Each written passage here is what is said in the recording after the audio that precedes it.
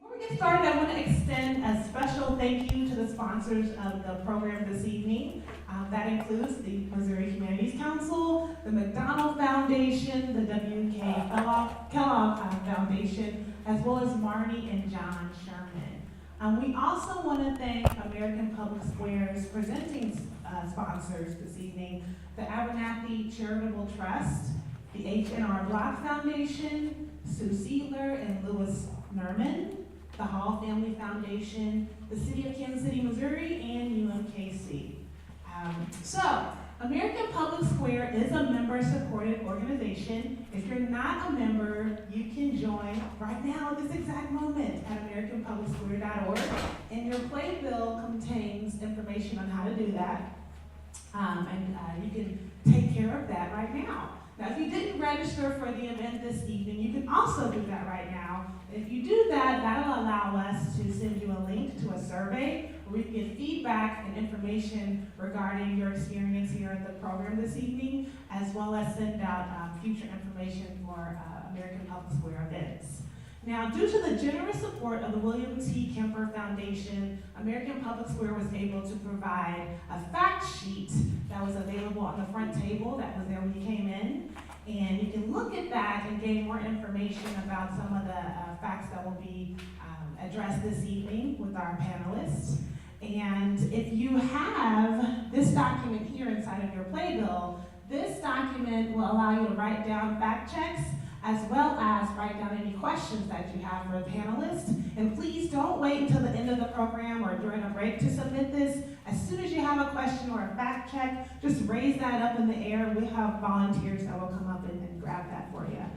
Let's see here. So Nicole Kline and Adam Surrey are tonight's roving reporters. Are they in the room? Can they stand up and wave? Okay, there's Adam. Is Nicole here? There she is, way in the back. Okay, so when you have a fact check or a question, wave that around, and Adam and Nicole will come grab that from you. Now, we also have Tom Burns and Chris LeBeau. They'll be our fact checkers this evening. Are they here? Okay, thank you so much. That's a very crucial job. So we're watching, we're paying attention, and the fact checkers have our back here on that. Now, several members of the audience have been given civility bells. Do you have those bells? Can we give them a ring to test them out? Oh no, what would we need? The civility bells. Okay, so those are going to start going around the room. If you're interested in ringing the bells, just kind of wave your hand up in the air. Now, this is a very important job. We can't abuse this position. Anytime that the conversation becomes less than civil, your job is to hit that bell. And that allows our panelists to kind of step back for a minute and restate their point of view. So it looks like the bells are going out.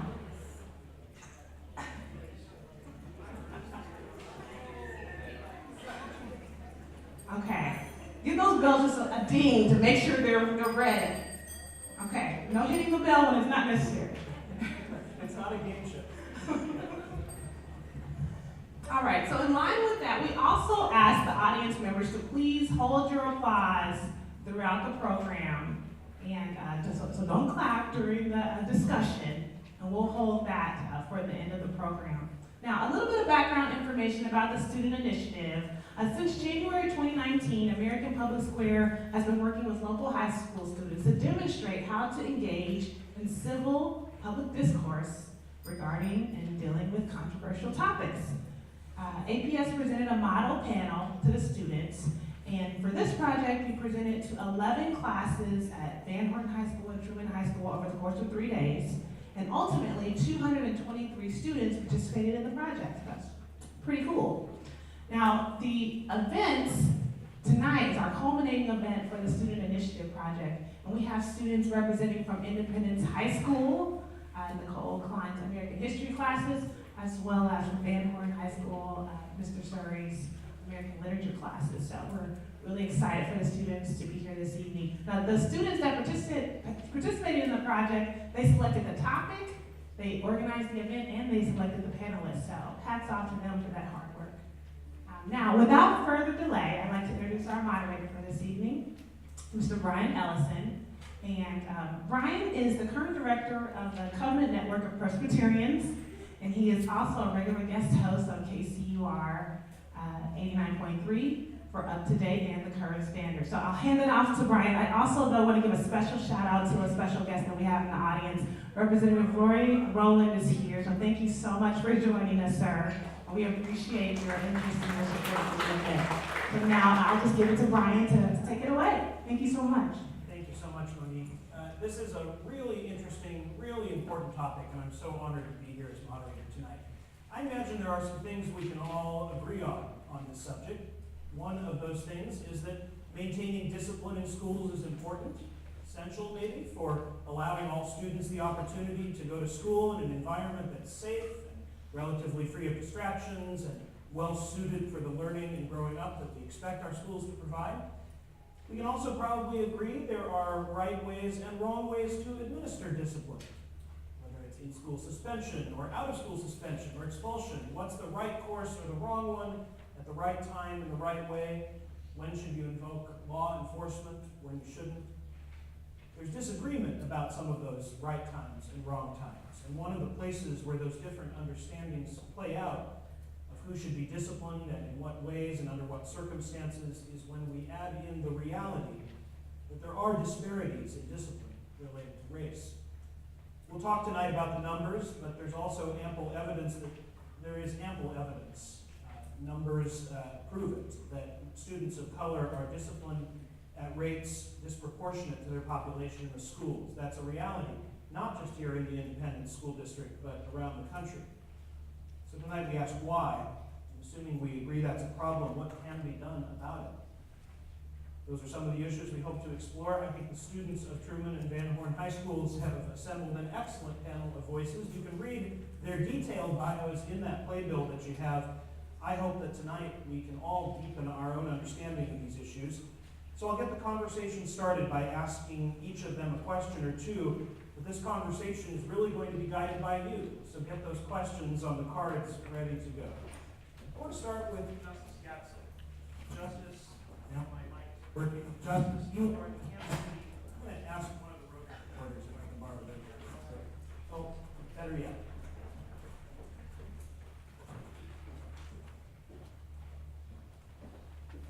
All right, I apologize.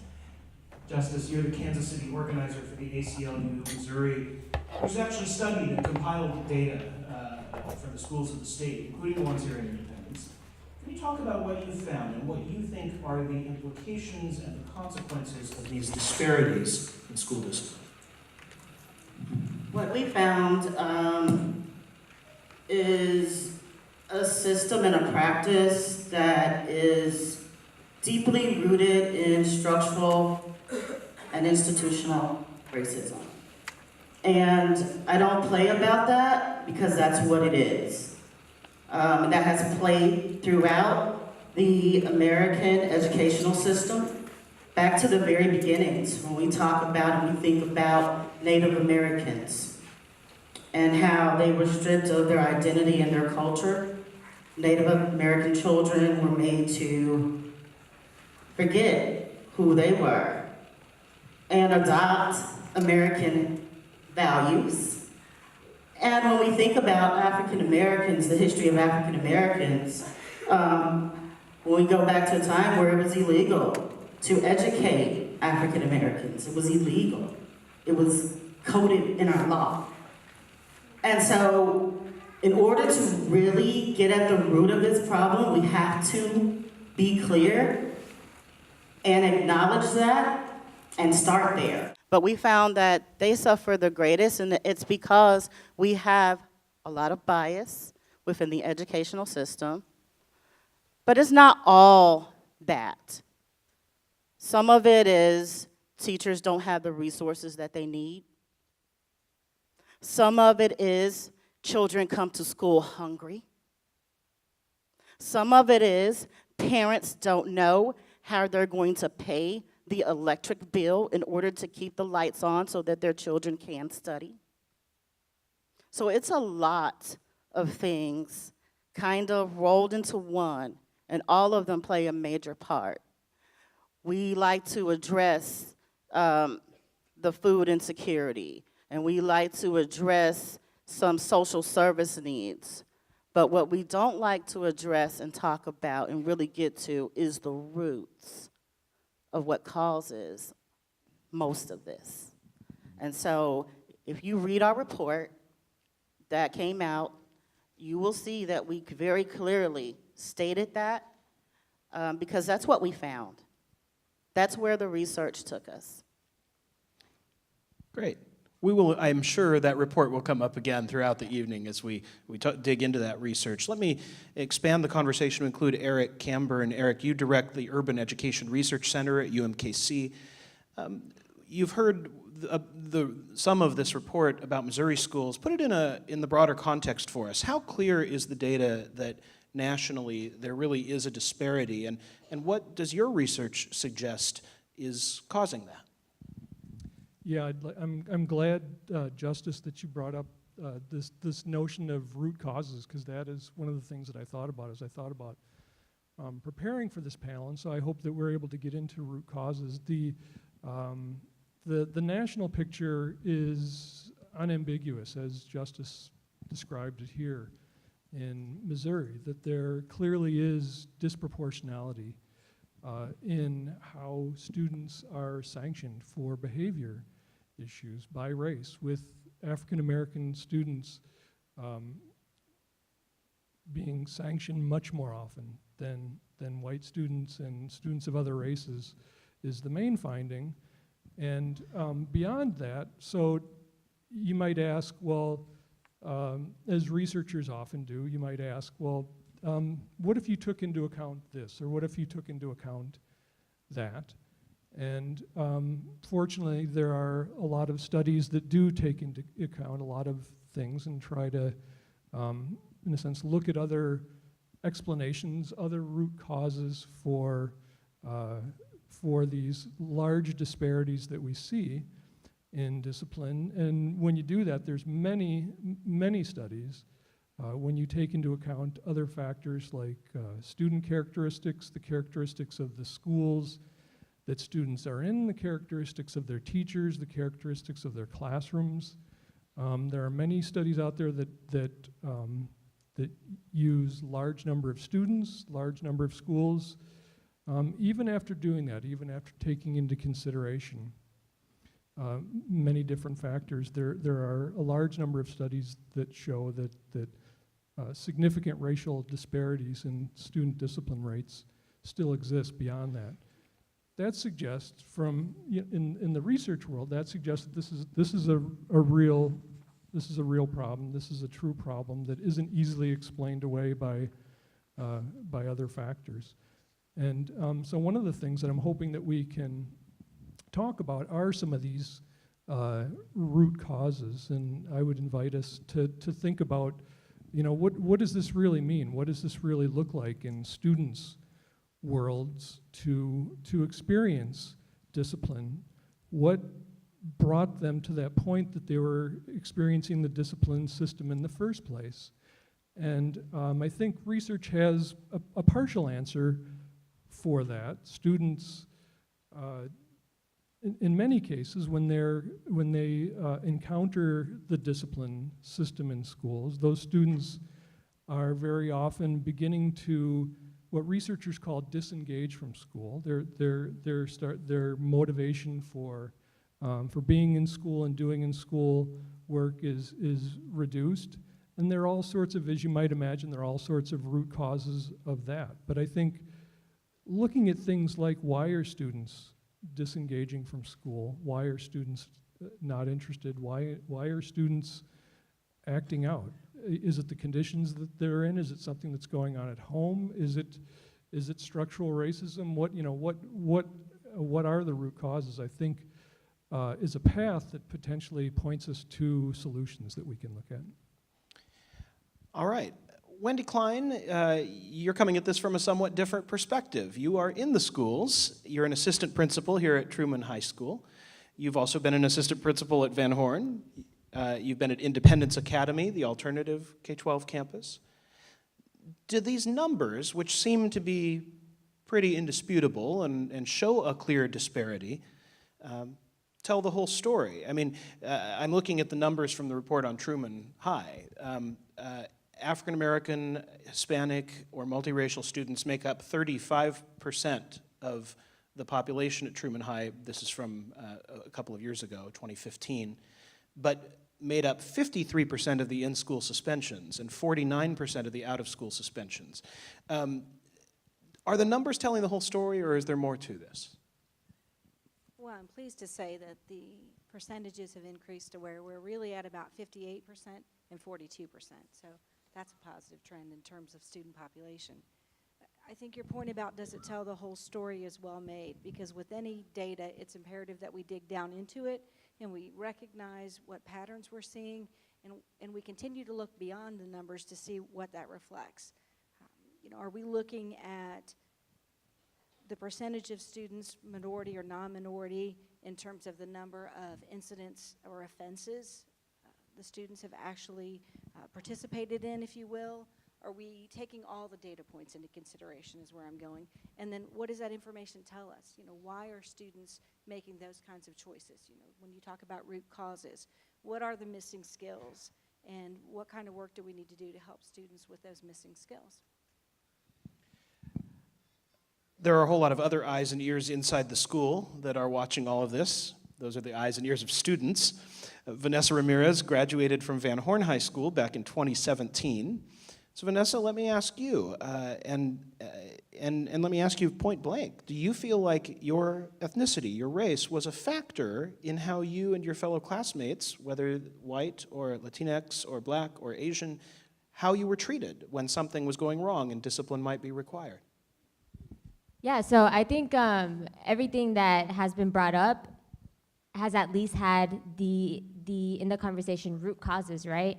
And so going back to root causes, I identify as a Latina, and I think cisgender Latina to say. And so when you talk about race and when you talk about gender, I think you also have to throw in there class, because even though I was seen as a brown student, right?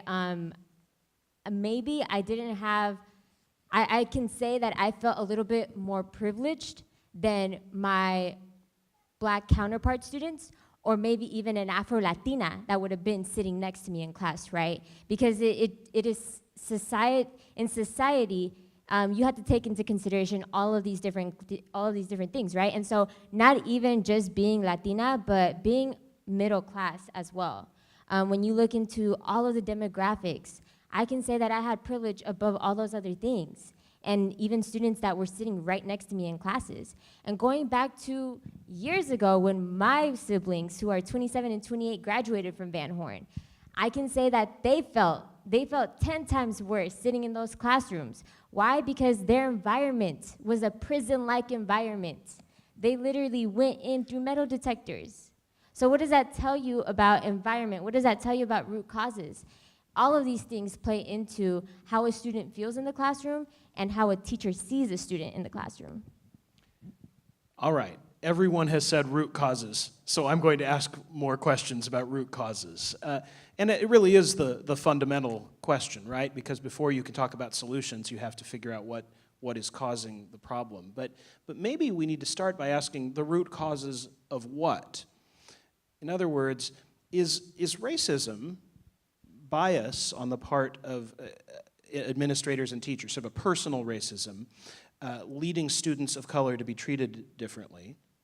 Or is some set of external factors, which might be a more systemic racism, socioeconomic differences, neighborhood influences, family structures, whatever it might be, is that leading students of color to different behaviors and thus getting different responses from the school? Does that question make sense?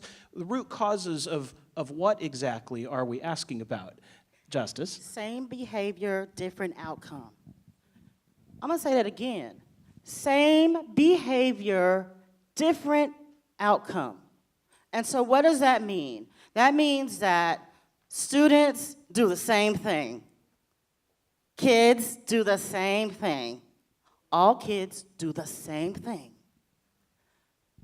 But it's a different outcome depending on the color of that child. And so what do I mean by that? I can tell you a lot of examples. We have, there was a study done, I can't remember the name of it right now, where people viewed two children, a black child and a white child, in a room. They viewed them for a period of time, and then they were taken back to another room to write down what child they thought did something wrong. Which of these kids did something wrong? And every one of them said that the black kid did something wrong. Neither one of those kids did anything wrong. I can't recall that study. Structural issues as well, things written in the policies of schools, it all plays together. You can have personal bias as a teacher and have an effect on a child that you have this bias over. They can get on your nerves just a little bit more, and they're suspended or sent to the principal's office. But when you have a system in place, because the one thing about racism and institutionalized racism, it requires no buy-in from you. Teachers don't, I would like to believe that the majority of teachers don't go into education and say, I'm going to harm children and to have raceless outcomes. I believe they go into this field caring about you because you're not going to make any money. So you've got to care on some level. And so when the system in place is already sick and you go and start working for a sick system, although you may be well, it won't take long because you're going to follow the policies and procedures of this institution that is already in place, and those policies and procedures are racist. It's in school codes. It's in the language, vague language. Stuff like, she sassed me, is considered disrespect. Disrespect, the word even itself is vague. Who gets to decide exactly what behavior is disrespectful? Think about that. It's in the policies. It's in the institution. And so you have to be really, really mindful of that. It's in lots. It's not just the school. It's in the healthcare. It's all over the place. I'm a doula, and if you know what that means that I go into hospitals. I'm birth with families. I see it there. I see it with black mothers. That's why we die more. That's why our babies die more. We have this high infant mortality rate. It's all connected to systems that have racist policies and procedures which don't require your buy-in for it to flourish. I'm going to stop there and let somebody else I appreciate talk. that. I mean, please, Eric, I mean, what Justice is raising is this question of systemic things built into the system that are responsible. So it isn't just a matter of whether a particular principal or a particular teacher is a racist. There's systemic things built in.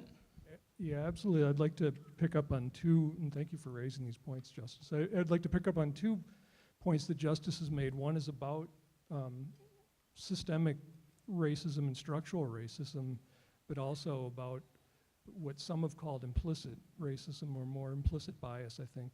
And on the structural side of things, absolutely. If you look at the education system here in the metro, I know many in this room know the history of this, much better than I do. I've only been here since August, so I think many know the history much better than I do. But it is a system that is marked by high degrees of racial and economic segregation, and where you live and where you go to school in large part determine the kind of educational experience that you are going to get.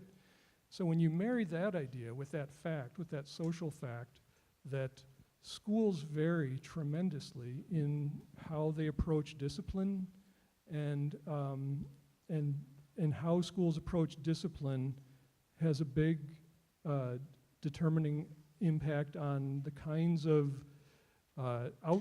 discipline outcomes they have, and specifically on whether they will have disproportional discipline outcomes or not.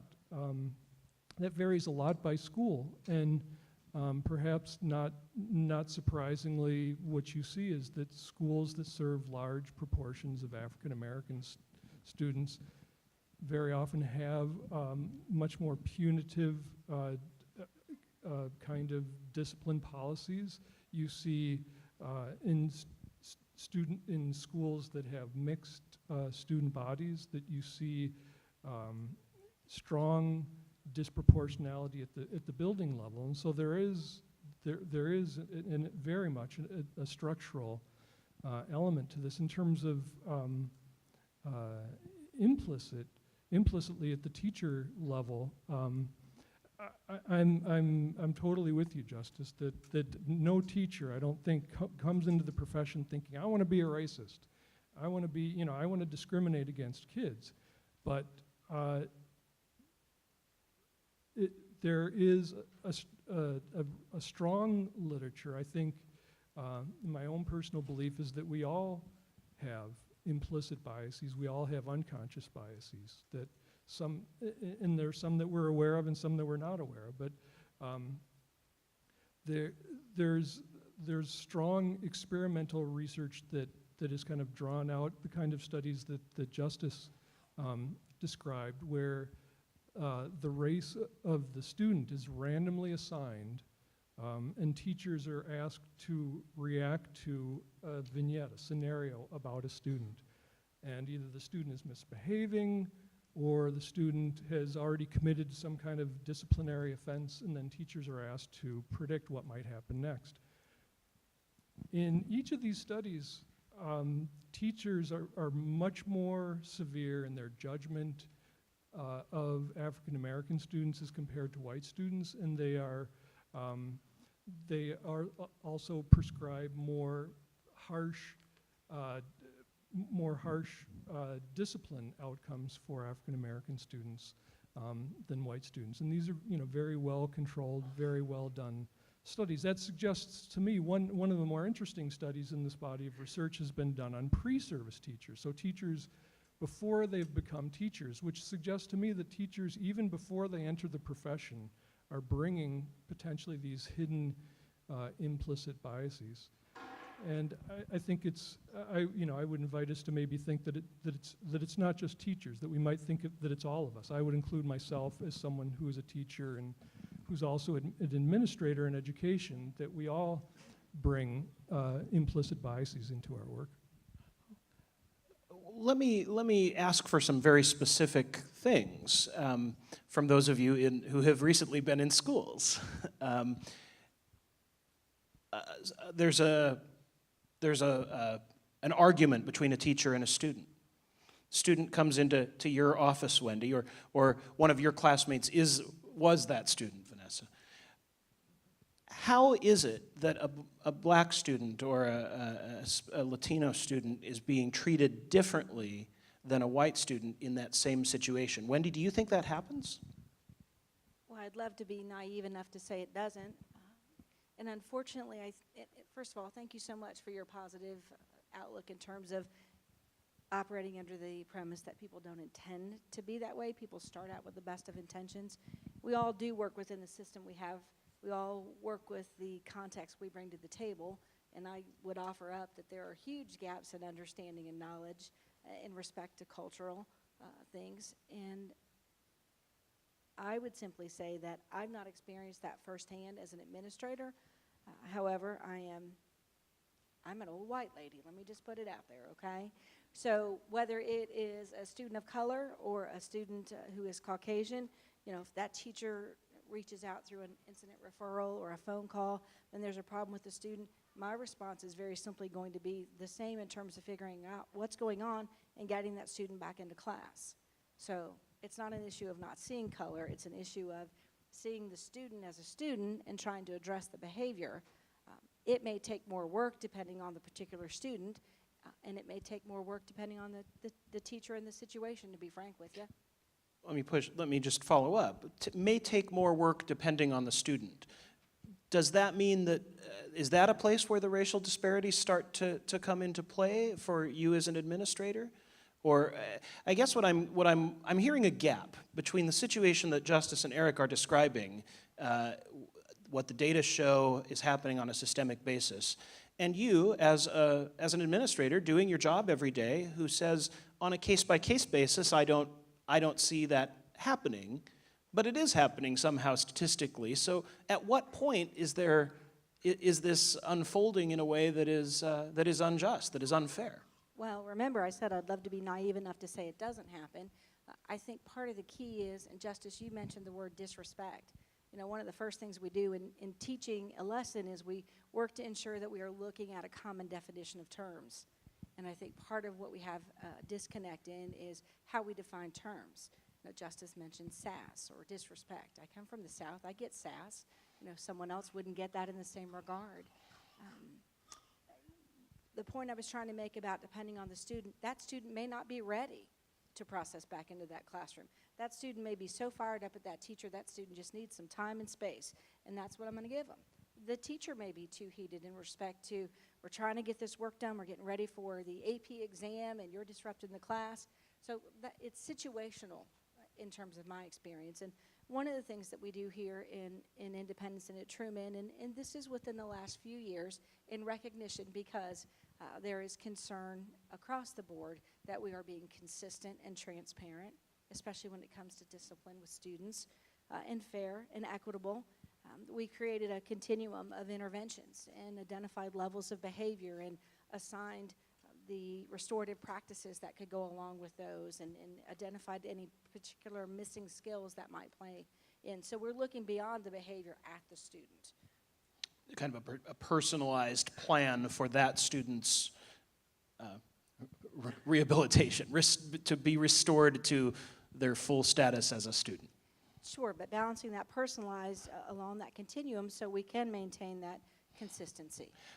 Vanessa, the way Wendy describes this makes it sound like each student gets this relatively equal response, at least in the best case scenario. Do you think that is reflected in the experiences of students based on your experience of the independent school district? I think there's a bigger goal to try to achieve that, but it certainly doesn't work. And I think from my own personal experience, it was my last year of high school, and I refused to stand up for the Pledge of Allegiance and did not disrupt, did not say anything, did not do anything. I kept doing my math work, and my teacher simply told me to get out. And so what does that teach our students when there's someone, in all honesty, all throughout high school, I wasn't one student to ever be kicked out of class. I wasn't a student to walk out. I've never been in that instance. So it was very, very new to me to be told to get kicked out of class, simply like that. And especially over for a particular reason where I was simply sitting down. So in that instance, my whole world turned because I had never been in that situation. But even taking that a step further, you don't have to go that far beyond to see that this is such an issue, right? You see daily posts on Facebook, on Instagram, on the news. Why are there Black students being dragged out of class by law enforcement? Why are there students being hit by law enforcement in their own classrooms? So I think that's, and again, when it comes to colorism, that is a privilege that I may have over my Black counterparts, whereas if I wouldn't have stood up, what would have happened if I was Black? If I was a Black female in that class, would I have simply be told to get out, or would that have, evolved even more beyond that and gotten into some other type of form of communication? So I definitely think that though I do appreciate that percent of teachers and that percent of administrators that do wholeheartedly work to help students on that process of coming back to the classroom or doing whatever process that is there and intended for the student, there are also teachers who maybe disarray from that or just simply forget about that mission and that goal, right? But I definitely agree that I don't believe that all teachers who go into this field go into it thinking, I'm going to be racist today, or I will intend to be racist towards this group of people. But it is simply an implicit bias that is there and that needs to be worked on. All right, I know there are a lot of questions coming to our roving reporters, Nicole Kline and Adam Surrey, and so let me, I don't know who was ready to go first. It looks like Adam is ready over here. And tell us your name. I'm Keanu Sua from Van Horn. I have a question. Is racism in systems and institutions more from the system itself, or the biased individuals controlling, or the biased individuals that have created the system? The question is about root causes. Is the racism from the people involved, or is it from the system itself, or the people who invented the system and created the system?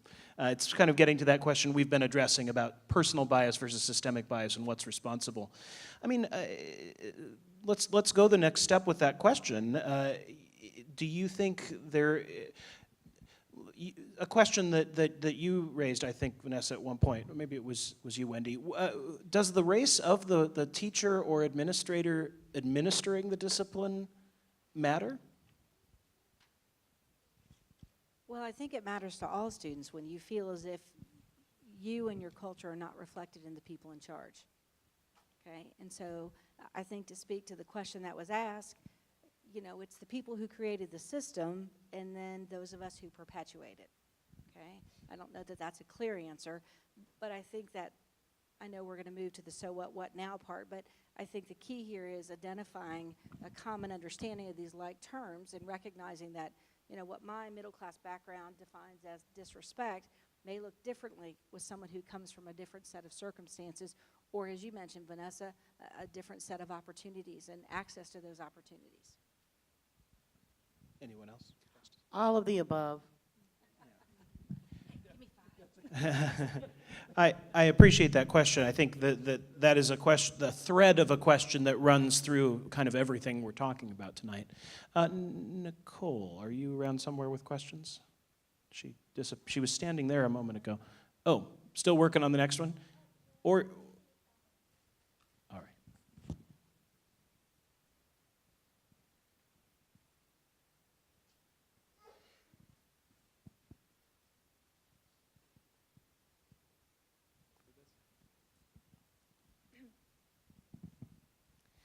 If discrimination is conducted by less by teachers and more on a systemic level, do people have the option to work to make changes in policies in education as well as healthcare in the workplace? And who makes these decisions, and how do we communicate the need to improve these systems to them? Okay, so the question that's moving us towards solutions: how do you work for changes if we all agree there's systemic issues? What are we doing about it? What changes the system? Anyone? We do. I mean, the first step to anything is awareness, and I think, and I hope that what we represent up here is the need for a collaborative effort to recognize and acknowledge and move forward. I think these are very hard issues that go hand in hand with many different factors, right?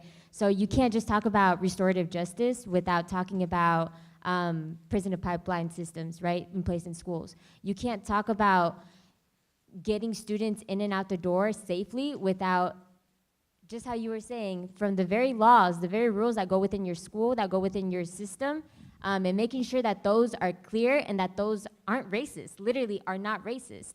At some point, I remember during high school having to say, there was literally a poster that said no head coverings allowed. I don't recall seeing anyone wearing hijab, wearing a headscarf in our high school, but imagine, even if you don't wear a headscarf, that should offend you. Even if you don't wear a hijab, that should offend you. And so making sure that those rules that your students are literally spending the very, very most amount of the time of their day in are rules that are not racist. And going back to prison to school pipeline system and making sure that your school conveys the message that you wanted to convey, I deeply believe that the people you hire as well are a big factor of that. Working for a school, I can say that our interview process doesn't get just anyone in throughout the door. And not that you have to be some spontaneous teacher that has this big spontaneous resume. You simply have to know about culture, race and equity. And that is something that just not teachers should know, but everybody should know. A couple of you have used the term restorative justice. I wonder if we could talk about that for a moment, because it's a word that is used sometimes in the criminal justice system, but also in this conversation about school discipline. What does that mean, and should it be part of this conversation? Justice? It really simply means to be allowed the opportunity to make amends and to be welcomed back. That's essentially what it is. And if you look at how all of us make mistakes, and sometimes we have to apologize, we will want to be welcomed back. And it's especially important that we do this for young people, especially when we think about the brain development of young people. We're criminalizing kids, and their brains aren't fully developed until they're around 26. So I want to hit on the other question real quick, because when you ask how do we change this, what do we do, that's my work. And you really need to go to those school board meetings. You need to be extremely active. You need to run for the school board. You need to demand that these schools have restorative justice practices. You need to look at the school policy. We will help rewrite the school policy if it is wrong. But that's where you go. Then you go to your legislature if you need to. Go to Jeff City if you need to. Get a state rep or a senator to help you write a bill. It happens every day, and it's not as scary as people think to do that kind of thing. But really, policies have to change. And the other thing that goes with that, because people think, oh, we have this great policy in place, and we need to work on the hearts and minds of people. Because we can have a great policy, and we can have a great law, right? But it doesn't mean anything if people still have the behaviors that you just talked about. And enforcing it at school about the hijab, seriously? And we wonder where people get this bias from? It's from things like that. So I'll stop there. No, I appreciate that. Does restorative justice happen instead of in-school suspension, instead of these traditional elements of discipline, or is it in both and sort of situation? Eric, is there data on this? Is restorative justice something you've studied? There are studies on restorative justice, and that's one of the approaches, the school-level approaches to discipline that has been shown to have a positive impact. That is, to be able to reduce both discipline referrals in general, but also to reduce disproportionality. And there are other sort of characteristics of school approaches to discipline that are, I think, related, that reflect some of the same kind of principles and values that restorative justice has. For example, a value of fairness and transparency, and making sure that policies are proportional. I think that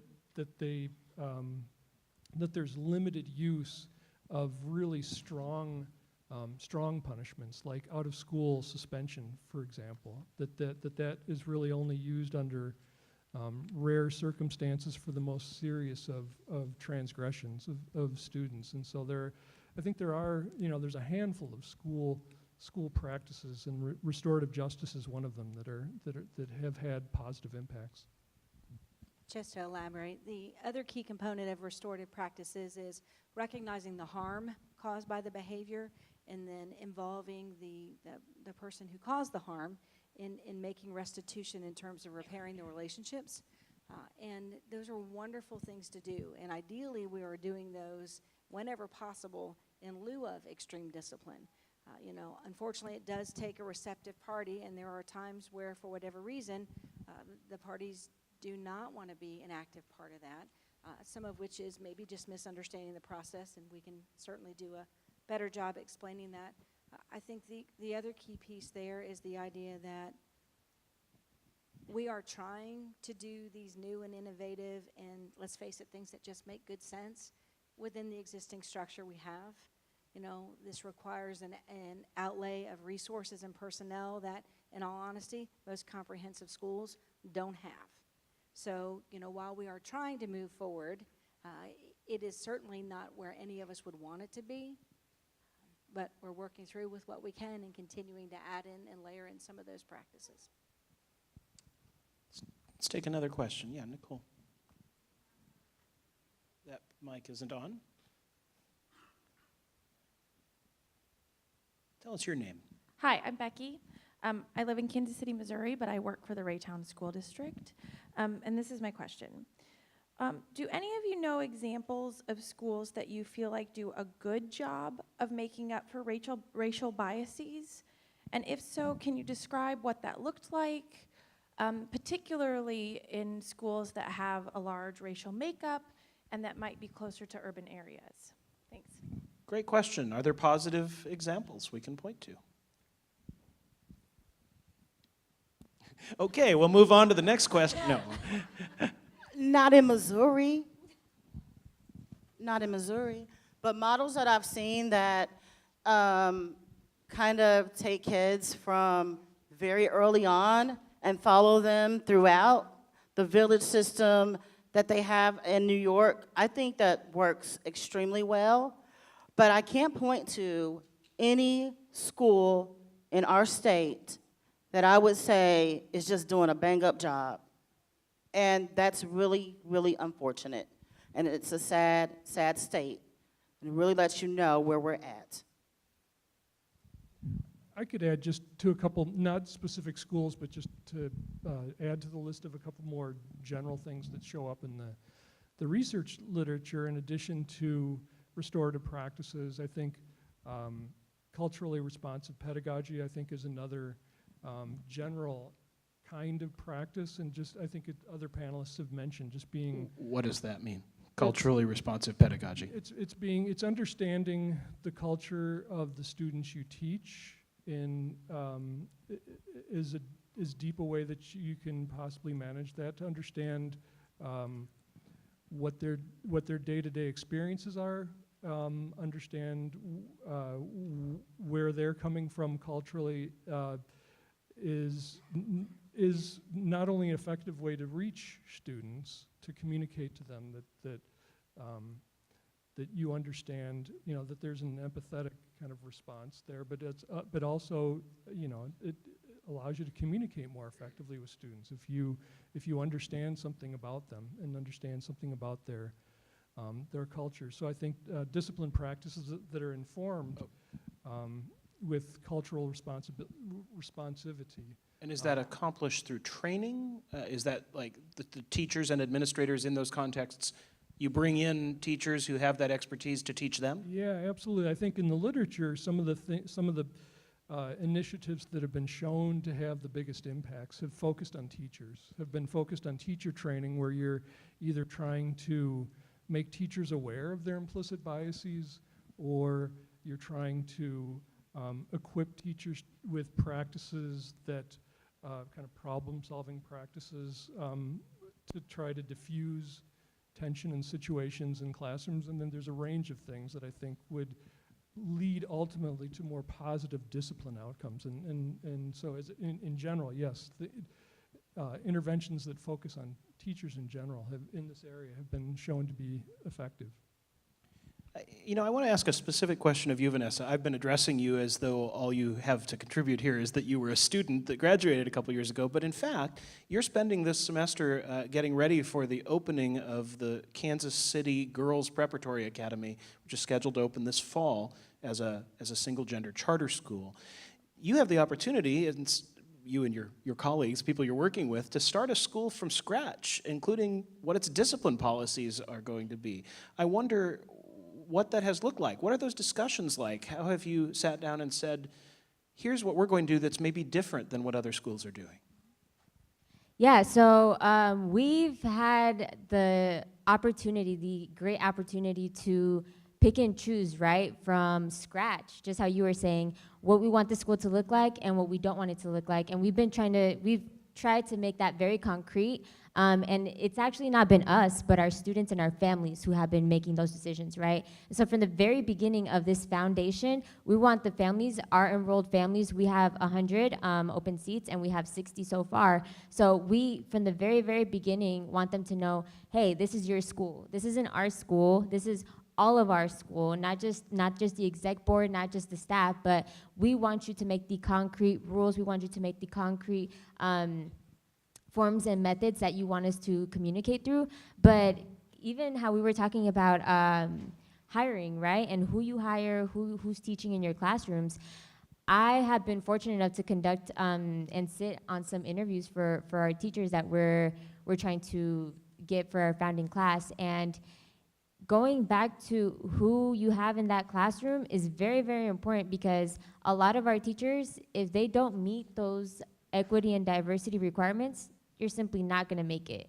And I do think that it's very important to meet people where they are, but at the same time, I feel like a lot of times that gets lost within, is this person willing to learn? Is this person just absolutely not wanting to learn, right? And so, unfortunately, we have found very, very great suitable teachers who come with that willingness to learn. Maybe they're not where they at, where we want them to be with DEI, diversity, equity, but they do want to learn, right? And then we have amazing teachers who ace all these role plays, who ace all these scenarios. We do a lot of hectic, rigorous scenarios and role plays with them, where you have, for example, you'll have one student and she can't make it to school on time because her mother overslept, right? And so basically, how do you go about this? And we have some folks say, well, it's the mother's fault. She didn't wake up, she didn't do this. And there's some people that say, this is a systemic issue. Why is the mother not waking up?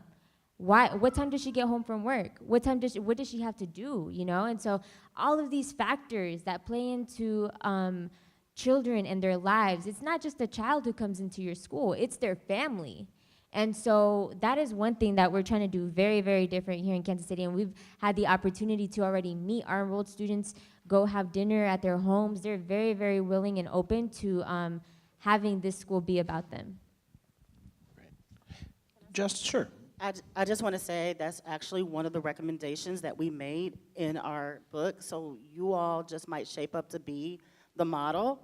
And I met the principal over there a few times. I already know she is fierce.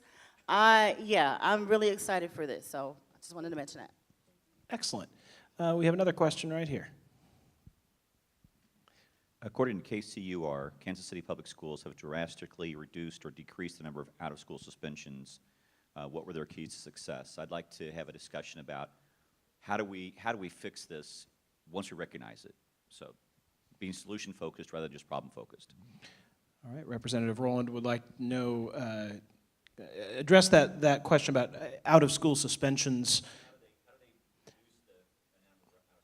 How do schools reduce the number of out-of-school suspensions? Get cops out of these schools. Yeah, good, thank you. We haven't mentioned law enforcement and the connection with all of this. Say more about that. We have too many cops in schools, and you know, I know the argument. I know it like the back of my hand. But what we see is that cops are going to be cops. And so, you know, there was a thing, well, they will go and form relationships with students, it'll be great. And they do all these things, these coffee with cops, these whatever. At the end of the day, what you have is power in your school, and you have to look at the historical context of that and what it means to children of color. And you gotta throw in there implicit bias. But when you call a cop to come and do something to a child, they are going to behave as police officers do.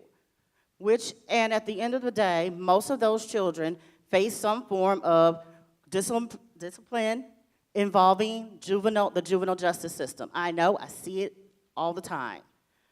And when that happens, usually parents don't have any clue as to what to do to that. They have no wherewithal on how to handle that situation. The schools don't make it easy. They don't tell you. They don't tell you you have time to file a grievance. They don't tell you you need to go talk to the Board of Ed. They do not tell you what to do. There needs to be really clear there needs to be really clear guidelines for parents to know exactly what to do if something happens, but we need to replace this. We need to get cops out of schools, and we need to replace them with what I would put a community health worker there before I put a cop there. I put a community health worker. I'm a community health worker. I know what we do. We're trained professionals. We know the resources in our community. We can talk to a family if there is an issue with food, if there's an issue with health care. There's a root issue somewhere. And so you help that. I think that every parent who needs one should have access to a community health worker. We got to get cops out of schools, though. Wendy, I'd love your I'm going to response. jump in there, and I'm going to respectfully disagree from my perspective. The majority of the suspensions I've been involved in and witnessed as an administrator for 7 years didn't involve the school resource officers in our building. And I realize you have a broader level of experience in terms of the variety of schools you've been in. But for us, here in the Independent School District, the Independence Police Department has provided a valuable resource, not just the networking piece you've talked about in terms of building relationships. I've worked in the alternative school. I've been punched, I've been kicked, I've been spit on. I've seen situations where, had it not been for that police officer, a child, a staff member, myself, would have been hurt to the point of hospitalization, where a child with mental health issues experienced such a breakdown that had the police officer not been there to step in, they wouldn't have gotten the care that they needed as quickly as they needed it.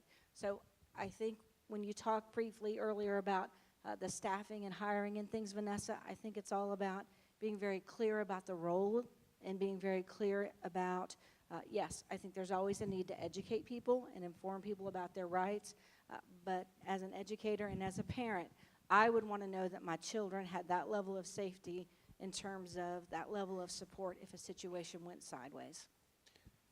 Representative Rowland's question also was about out-of-school suspension, and certainly I have read about what are often seen as the negative consequences and impact on the lives of young people who are excluded systematically from school for periods of time. How does that play into this? And how is the rate of out-of-school suspension reflecting the racial disparities that this conversation is about? Okay.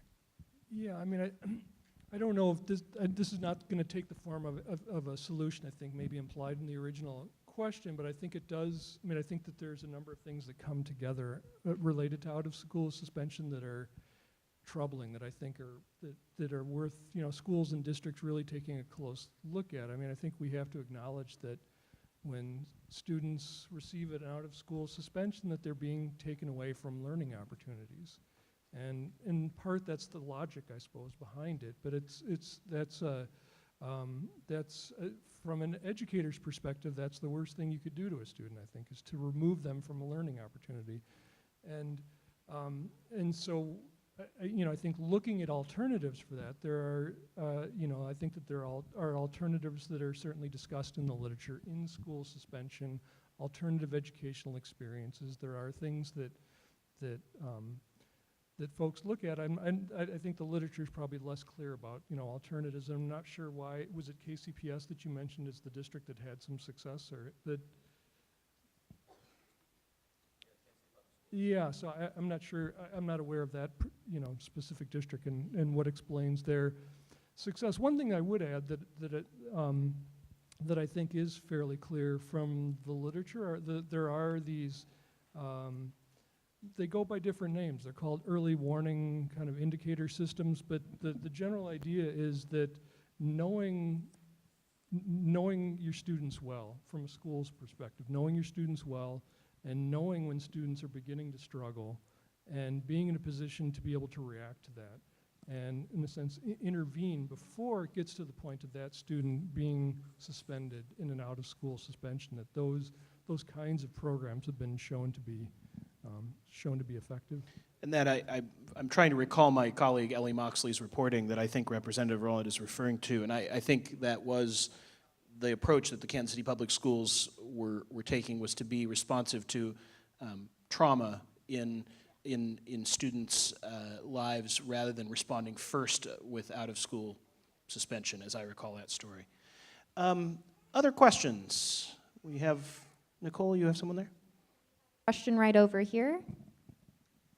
If you could identify yourself, please. Okay, my name is Yang Lanjin. I'm from China. I've been teaching in United States, actually in Kansas City for 5 years. I just passed the 5 years line. No, not yet. This is my 5th year. So as a foreigner, I came here and there was a lot of shocks. I saw a lot of unexpected things. So, I'm a teacher at teach middle school. So I was listening. It's all about discipline and school suspension. Is that fair or unfair? So before that, I want to ask a question. Maybe we can see the whole picture from different perspectives. So may I start my question? So my question is, what is the ultimate goal of education? Through this education system, in United States, what do you want to achieve? Question, I want to make sure I understand your question. It is to, what is the goal of education? Okay, through this education, we have from kindergarten through high school and even college education. So the country, you build this system. So what are you expected? What is the outcome that you are expected? So as context, perhaps, to a conversation about discipline, are we all on the same page about what education is for in the first place? I think is a fair question. I can. I want to get to our panelists. I want to make sure we have a lot of questions, but am I rephrasing it correctly? To make my question more clear. Okay, so it's probably, it's just my assumption, probably through this education system, you just want to produce a lot of educated, skillful people who are working for the cooperation. Is that the goal? Or you want to, through this education system, you want to see intelligent and caring human being. So are we doing more than just imparting skills? We're also developing them as people. Yeah, I think I hear your question. How does discipline factor into that? Do you think that is the purpose of education? Is it to develop these students as people and not just teach them facts and give them skills? Yeah, absolutely. I think I think the purpose of education is not only just how you were saying to give people the intelligence and the learning that they need, but soft skills. I remember a lot of my peers in high school were not taught soft skills that were just basic soft skills that you need to interact with people day in and day out, through work, through whatever you're doing. And so that's something that I feel a lot of schools struggle with when it comes to, let's not only teach facts, but let's teach this human being how to be productive with whatever else they have going. Even when you get to college, I am a college student and I don't know how to do a lot of things that I'm supposed to know how to do by the time that I'm 21. So I think there's very, very important things that are missing in our education system, going on beyond, and even prepping people for college, right? Or even if they don't want to go the college route, what route are students going to? So I think helping people prep themselves as productive human beings of society, not just, oh, you're gonna learn text or you're gonna go here, but productive human beings of society as what can you contribute emotionally, physically, in a communicative way to our society. And I feel like that's missing in a lot of our school systems. Let me ask a question. I know we're trying to move towards solutions. One solution we talked about was how we equip teachers and administrators, possibly additional training. Let me ask about another way that some people might wonder. are there particular supports for families and for the students themselves that if we were to offer those could effectively reduce some of the disparities? Is that something that's been talked about? I don't think it's talked about enough. And that's the area, it's like, that gets the blind side. Nobody wants to deal with that. But those are very real things that need to be dealt with. And how we do the budget, right, kind of determines where we want to put our money. Like the government, the state budget and the federal budget. Well, yeah, the school budget, quite frankly. I'll tell you, we spend about $89,000 to incarcerate a young person in a juvenile facility per year. We spend about $11,000 on that child's education. That's a huge gap. And so just how much more could we have done with that money for that student and that family? We waste so much money in this process. And we need to start looking at that, because Missouri, yeah, our tax dollars does that. So I think that we need to put the money where it really needs to go, and that does mean support services for families. I'd much rather my money go to support a family than to house some young person in a juvenile facility. And, you know, I've met plenty of children who have gotten in trouble that didn't have anything to do with a violent act. Nothing. I had a student who was arrested for plagiarism out of school, like down on Cherry Street, locked up. Her parents had to pay money to an attorney, which, if that ever happens, call me, because I can tell you some stuff, which was a waste of money. Because when a policy is already in place about a thing, sometimes the money that you spend with an attorney is not going to help you. And some attorneys won't tell you that. They'll just take your money and they'll go. But I question them more than this attorney who ended up telling me, Justice, you should work for me. I just wanted them to do their job that day. But we really need to start really thinking about that and putting our money in a good spot. We would never waste our family budget. I think about the money that I bring in. I would never waste it, right? But we're wasting our money by doing this, and it costs us so much, not just in money, not just in the monetary, but in human capital, in the futures of those children, because our statistics show us that if they can't get that high school diploma, they're less likely to make money over their lifetimes, to have a family, to take care of their health, to take care and be a participant in society. So it's a lot. It's a lot. It's a lot. It's a lot. Just add a little bit to that.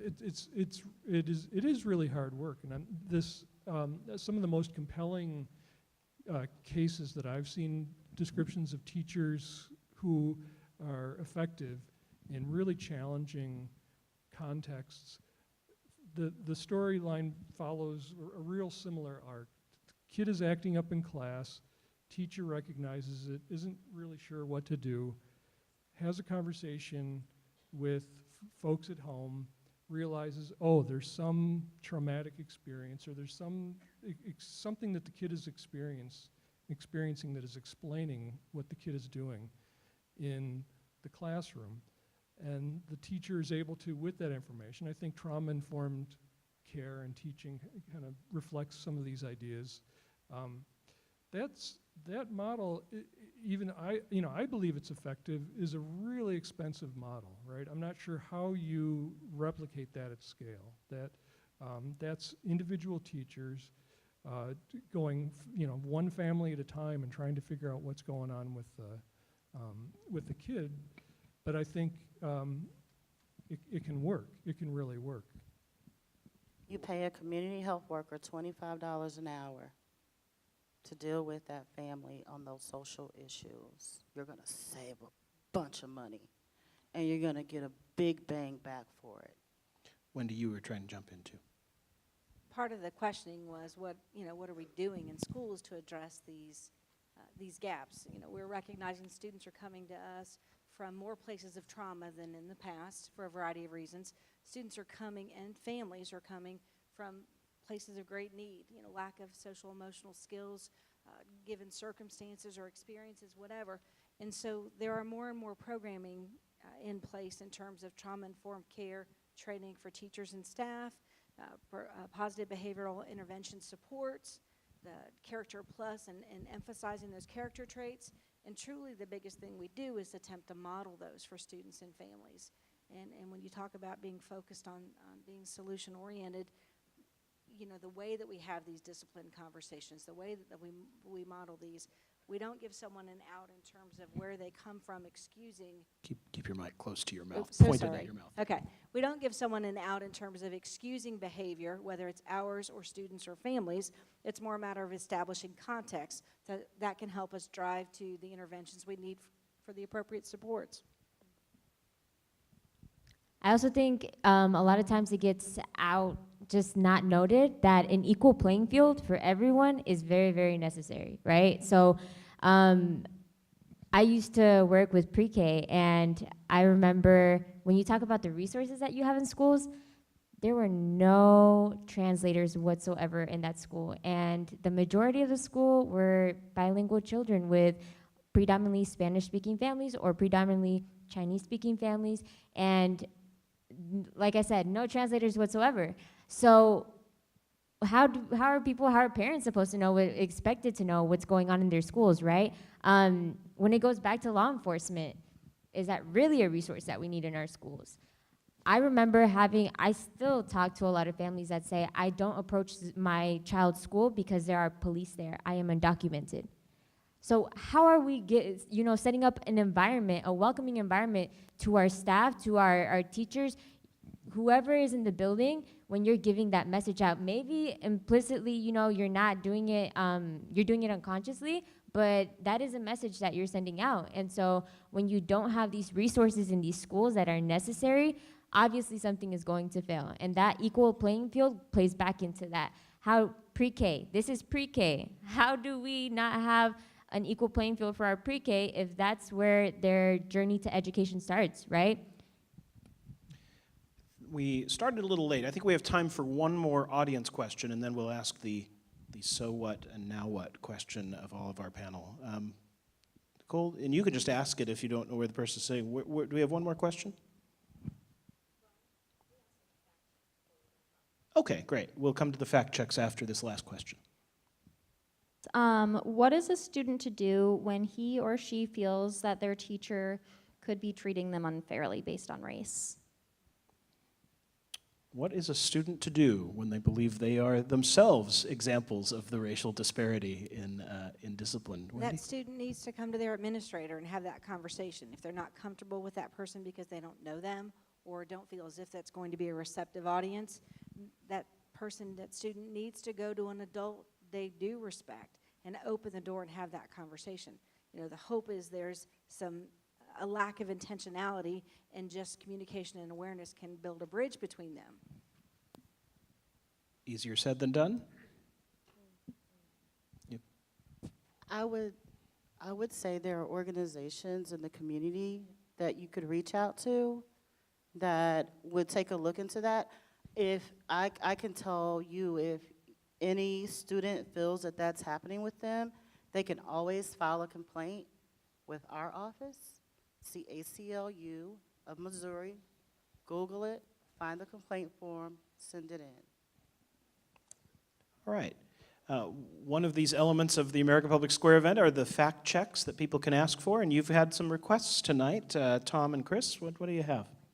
Oh yeah, thank you. Okay, we had a couple of requests for fact checks. One was a reference to the death rate of black children. And for children, as opposed to infants, black children, that's 1 to 4, have a death rate of 25 per 100,000. white children have a death rate of 16 per 100,000. The chart has other races, but I'll stop with that one. For infants, the mortality rate for black infants is more than twice that of white infants. There's also a fact check about that study that was done. I hope we've got the right study referencing the behavior and viewing it and deciding if something was wrong. And that is a study out of Yale University in New Haven, Connecticut. And the result was that after watching a video with children doing challenging behavior, 42% of the teachers identified the black boy as having the challenging behavior. And there was no challenging behavior. There's also one last fact check was about the number of schools that have police presence. That is measured more by share of high school students attending a school that have a police officer rather than numbers of schools.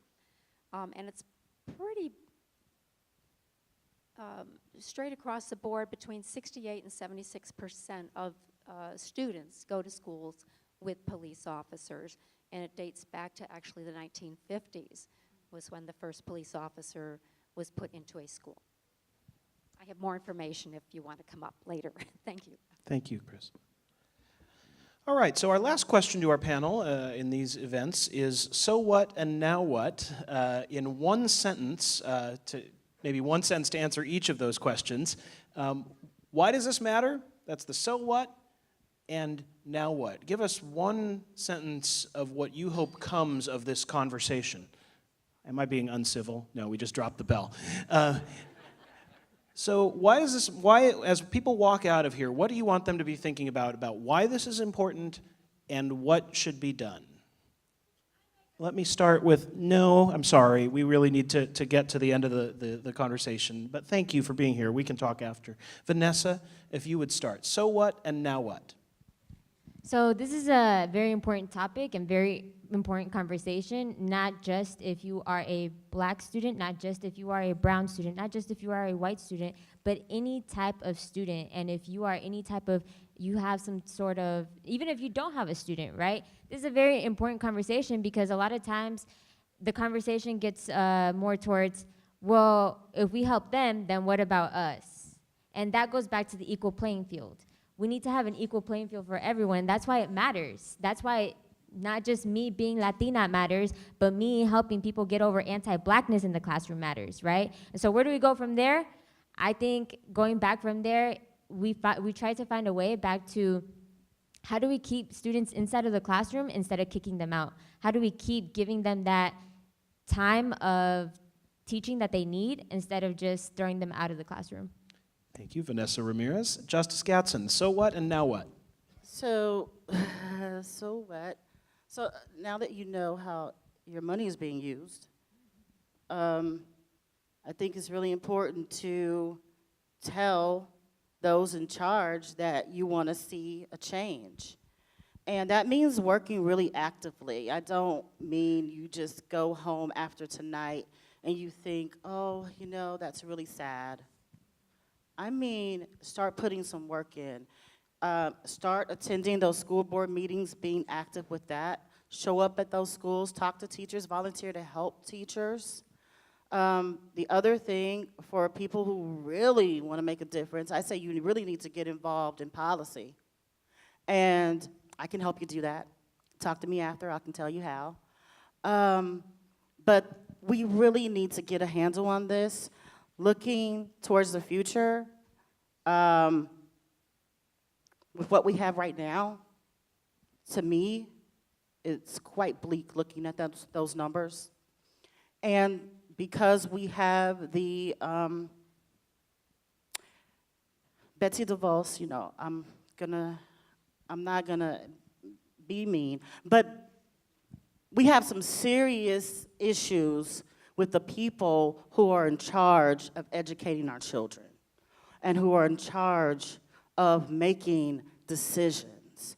And so They work for us. We have to remember that. We often forget that they work for us. And sometimes we have to act like the boss and tell our employees that we need them to do A through Z. And if they can't get it done, guess what? Fired, right? We can do that in Missouri. And get somebody in there who's going to do the right thing. So if the folks on the school board aren't doing the right thing, replace them, elect them out, right? Elect somebody else in. For folks who are doing work on the state level, for your state rep, bug them, call them, go sit in their office. If they won't meet with you, talk to me. I will help you get a meeting with them. That's what you have to do. This is worth it. This is important enough. I didn't spill off a lot of numbers like I normally do, because you know what? Every child is important. It doesn't matter that black kids are 4.5 times more likely to, it don't matter. All of them are important. We need to fight for every single one. Thank you, Justice. Eric Camburn, so what and now what? So my so what is that disproportionality is real, and that we really need to pay attention to it. And my reading of the research literature is that it might even be the default condition of school systems if we don't do anything. And that, to me, as an educator, is a chilling thought. So it's real. My now what, I think, is really mainly geared towards my education colleagues in K-12. And I think it's become clear from a lot of points that others have raised tonight that K-12 systems are really, we're fortunate, I think, in the US, in that that's where a lot of the action happens. That's where we have, I think, a lot of leverage to actually make things change at the district level and at the school level. And I think the research literature suggests that there's a lot of things that we can do. Fortunately, a lot of things it sounds like that you are doing here at Truman and here in Independence.